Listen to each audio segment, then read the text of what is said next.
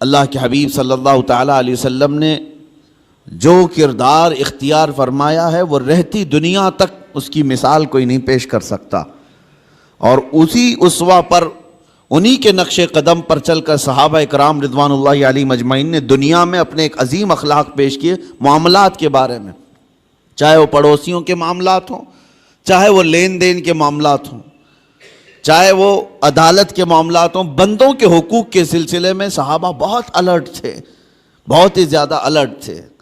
حضور پاک صلی اللہ تعالیٰ علیہ وسلم جس بارے میں سب سے زیادہ مشہور تھے مکہ میں، آپ کے اعلان نبوت سے پہلے کی بات کر رہا ہوں، آپ کو جو لقب سے مکہ کے کفار پکارتے تھے وہ صادق الوعد الامین، امانتوں کا سچا آدمی اور وعدے کا پکا آدمی۔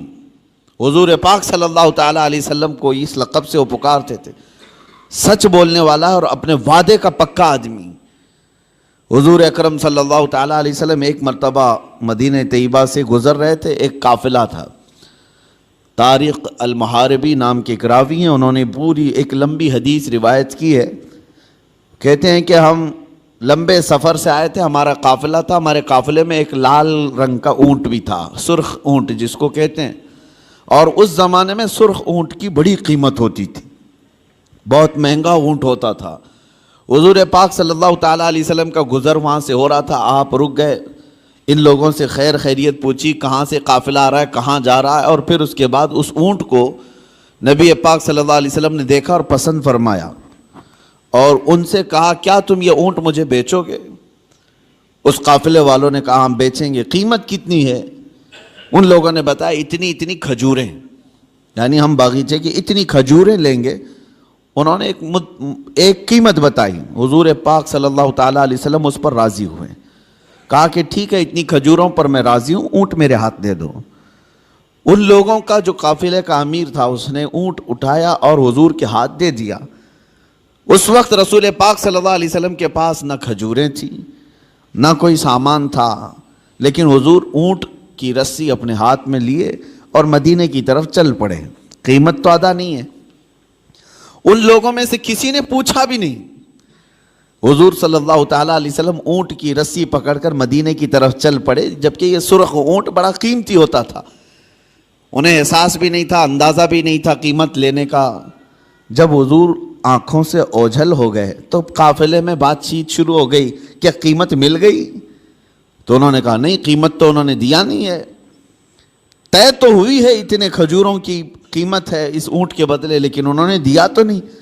سب ایک دوسرے کو کوسنے لگ گئے کہ ایک انجان آدمی کے ہاتھ میں اونٹ کیسے دے دیا، ہم انہیں جانتے نہیں، پہچانتے نہیں، ان کے ہاتھ میں ایک سرخ اونٹ کیسے دے دیا؟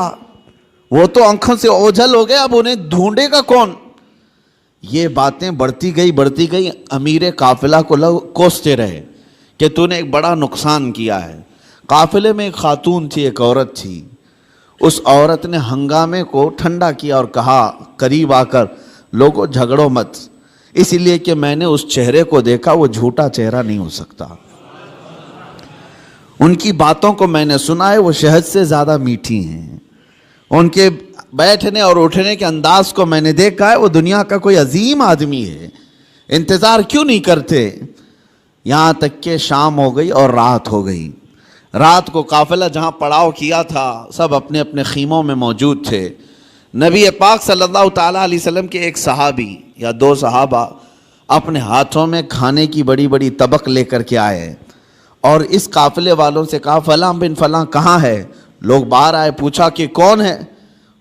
آئے ہوئے صحابہ نے کہا ہم محمد الرسول اللہ صلی اللہ علیہ وسلم کے غلام ہیں، ہم ان کی طرف سے آئے ہیں، دن میں ہمارے آقا نے آپ سے اونٹ خریدا تھا، اس کی قیمت کھجوریں پوری جتنی طے ہوئی تھی وہ ہم لے کر کے آئے ہیں مدینے سے۔ وہ کھجوریں پوری لا کر کے دیا اور کہا رسول پاک صلی اللہ تعالیٰ علیہ وسلم نے ساتھ میں ہمیں تمہارے پورے قافلے کے رات کے کھانے کا بھی انتظام فرمایا۔ قافلے والوں نے کھانا بھی لیا اور کھجوریں جو قیمت میں تھی وہ بھی لیا۔ یہ عرب میں اس طرح کا پہلا واقعہ تھا، ورنہ جو نظروں سے اوجھل ہو گیا وہ ہمیشہ کے لیے ختم ہو گیا۔ حضور پاک صلی اللہ تعالیٰ علیہ وسلم نے ان کے دلوں میں ایسے اخلاق بٹھائے کہ وہ مدینے میں ڈھونڈتے پھرتے تھے کہ وہ محمد ہیں کہاں.